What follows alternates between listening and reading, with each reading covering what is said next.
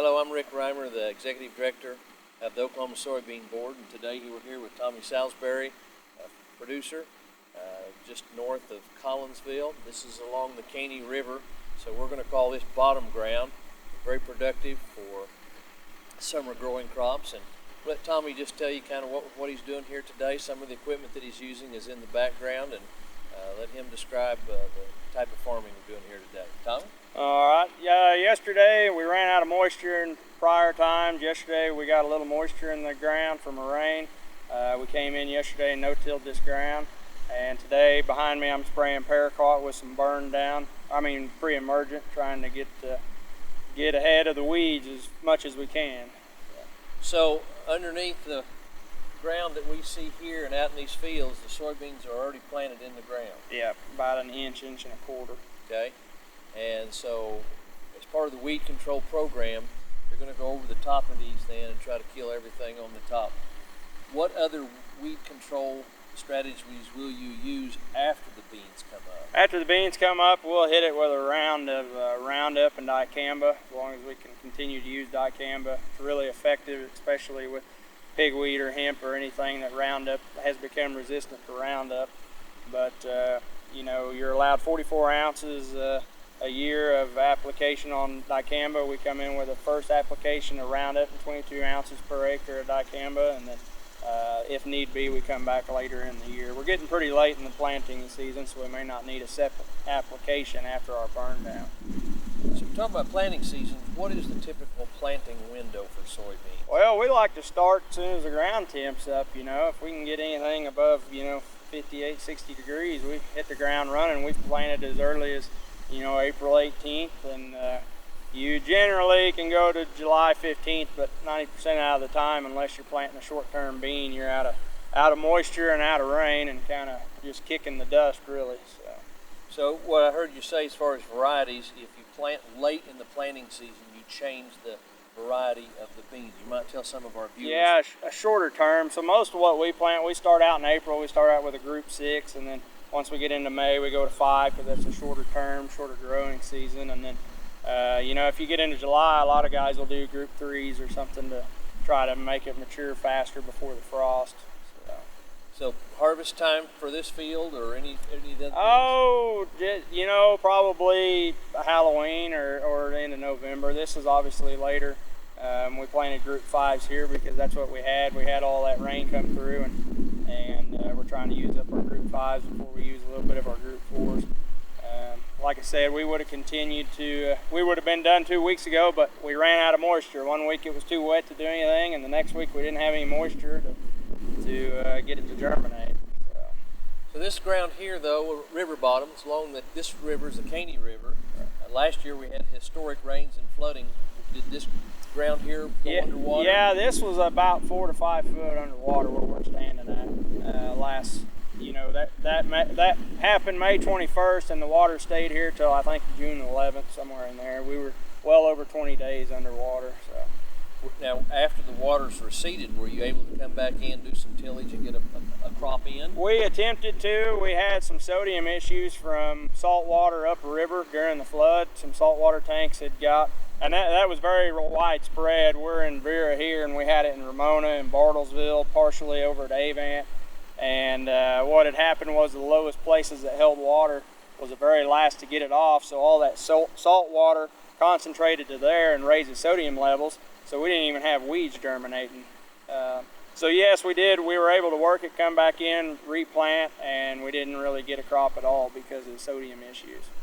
For some of our high school students and maybe even some of the producers watching on our website, and you talk about chemical applications, and behind us, chemical applicator, that doesn't sound cheap. No, it gets expensive quick, but at the end of the day, I was always told you got to spend money to make money. If you can put a bean in the ground and be cheap about it, but at the end of the day, you reap what you sow. You're not going to have a good crop if you don't put the inputs that you need. And that's a science behind it. I mean, chemicals part of it, but the other side of it is your ground. I was always told planting is just as important as harvesting. Harvesting, you want to make sure you're not throwing trash out the back end. Well, the same when you're planting. You want to have a right depth with the right moisture, the perfect closing wheel. and closing the row up so that it has all three things it needs to sprout and have a good crop. So. Some of the people watching may be curious about a price range for a piece of equipment like that. That one's a little older. That's a 2015 120-foot booms, 4830 John Deere. It's probably right around $180,000 to $200,000 used. Brand new, you're well over $500,000, right around that range for a nice one. The new R series sprayers. But then on top of that, you got your chemical totes and your trailer, nurse trailer, and semi, and none of it's cheap. So. It just points out to a lot of the people watching how intensely capital intensive or financial intensive farming is. Absolutely. Well, and the other thing I would like to point out is there's so much media coverage about how farmers are trying to hurt the environment with chemicals and GMO and all this other stuff, but at the end of the day, if anybody's more respectable of land, I would almost point towards us, because our livelihood comes out of that ground. We don't go to work every day and have a paycheck that comes in every week. You know, we solely rely on the top 6 inches of topsoil and our God to give us a good crop, you know. So. And farmers, as we always have heard, are price takers, not price makers. Yeah, so exactly. when you go to buy chemicals, you pay what they ask, yeah. And whenever you take your beans to the elevator, and we pay shipping both ways, as John F. Kennedy said. Right. Yeah, well, we certainly know you got a lot to do today, and we appreciate you taking the time to visit with us very much. Yeah, no problem. Glad I could help. You bet. Thanks. Now, one of the things our video will be used for is the Ag Ed Academy, which tries to give juniors and seniors at high school a glimpse of production agriculture, particularly those who may want to go out and be agriculture education instructors. And I was just going to have Tommy tell us a little bit about his agriculture education experience, his experience with FFA, and how that may have influenced his decision and his ability to be a farmer. So I guess I'll start this out with just classifying my age. I'm 27 years old. I didn't grow up on a farm. I grew up next door to one, started working for the farmer when I was about 10, 11 years old, and just fell in love with it. My uncle ran a dairy farm over in Missouri, and so then got interested in that, and then got involved in FFA. Through FFA, I was able to learn a lot about agriculture, and ended up showing cattle and doing some other things while I continue to work in agriculture. I got out of school, graduated, and tried to stay involved in FFA as much as I could to help others see that it's out there, because we're so modernized, and Tulsa's growing so far north that nobody knows we're out here farming, you know. A lot of people, it's just a metropolis now. I call it city farming. But anyways, you know, FFA helped me with public speaking, and I judged cattle and graded cattle and showed cattle, and got me interested in the cattle business. So I went to college, came back, had an opportunity to buy out a cattle ranch, and that's how I got started on my own. I didn't have anybody backing me. I just had, you know, a bunch of mentors out there to give me advice. And so I was able to borrow a good amount of change to buy a set of cows. I bought 100 mama cows at that time, and continue to work for another farmer, and then slowly was able to step my foot into production agriculture on the side, and slowly took over his operation, and you know, did my best to the record keeping and record books and everything that I learned in FFA helped me prepare the financial statements and all that stuff that I needed to give to the bank so that they would loan me a good chunk of change to get started. And you know, I just got a lot of determination and a lot of hope for the future because of FFA. If we had classes that didn't have that, I'd be or schools that didn't have it. There's a lot of people out there that don't know what they're capable of because they've never been shown or taught. Good ag ed instructors worth their weight in gold. Absolutely, $1 million for sure. They all need pay raises. So. Yeah. All right. Perfect. Okay. Who was your ag instructor? John Hamlin. Oh my gosh. Yeah. John. I went to school with John. Oh, did you? Yeah. And I don't guess he's still there. No, his daughter-in-law is the ag teacher now. But yeah, he still lives over there west of Skytook. Yeah. John, we were in college together, had a couple of classes together. Oh, yeah. He's a good old John. Yeah, I liked him. He was a good teacher. About my family?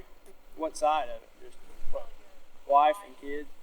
Yeah, I got a wife, been married 6 years, and got a boy that's 4 years old and a 1-year-old daughter. So. And I guess your wife, does she have an off-farm job? Yeah, she's a school teacher actually, because that's what she wants to do. So she helps on the side, and especially like bottle calves and stuff. She takes care of the calves and tries to do some paperwork, pay bills. That's the biggest thing that continues on, is paying bills. You know, you have to farm with a plow and a pencil. Yeah, absolutely, absolutely. Most people don't like the pencil work No. as much as the plowing. But yeah, it's we've actually, you say plowing there, we switched over to primarily no-till because of that. It's actually, when you pencil it out, even though people don't like chemicals, at the end of the day you get a better yield and you burn less diesel, and if you want to talk about a carbon footprint, you put less of a carbon footprint in no-till farming than you do turning dirt, you know. Yeah. So. And it builds better soil structure and soil health, which goes back to what you said earlier. Nobody is a better steward of the land than the people who's trying to make a living from it. That live off of it, that's for sure. Yeah. So we got our total amount of acres we sprayed this year. This is our gallon per acre rate when we're spraying. This is the pump pressure, how many gallons we have left. So all 7 sections of the boom. This is our auto boom height. So I've got actually 5 radars, but I tell it I wanted it 38 inches above the ground, and that's where the booms stay.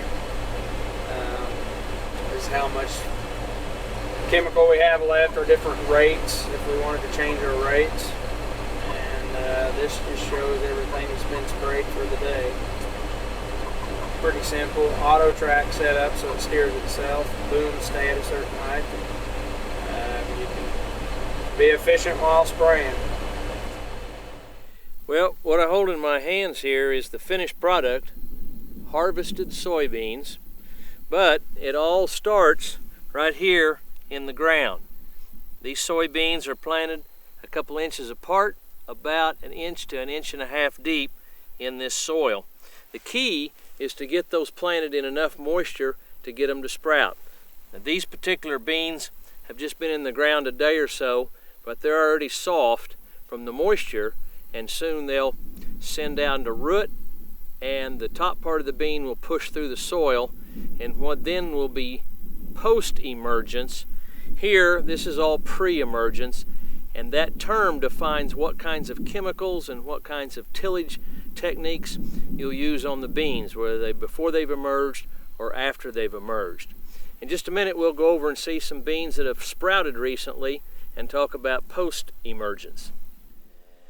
Well, we've moved over just a few acres to a field that's recently been planted just a few days ago, and the soybeans have sprouted and have come up about 3 or 4 inches. The ground was not crusted over too hard to keep them from sprouting and pushing through the soil surface, and so between now and the fall, these plants will grow to about 2 foot tall and set on flowers, which will then eventually become seed pods and produce another harvest of soybeans. One of the things I would point out here on the ground is you can see the biomass from previous crops.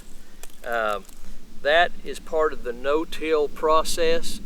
Rather than plowing and disking and turning under all of that, the seeds are planted with no-till or minimum tillage, and the biomass from the previous crops are just allowed to be in the soil or on top of the soil and decompose naturally. Again, that reduces the carbon footprint of this particular farming operation. Fewer trips over the field, less diesel burned, less carbon emissions, and less expense for our farmer, Tommy Salisbury.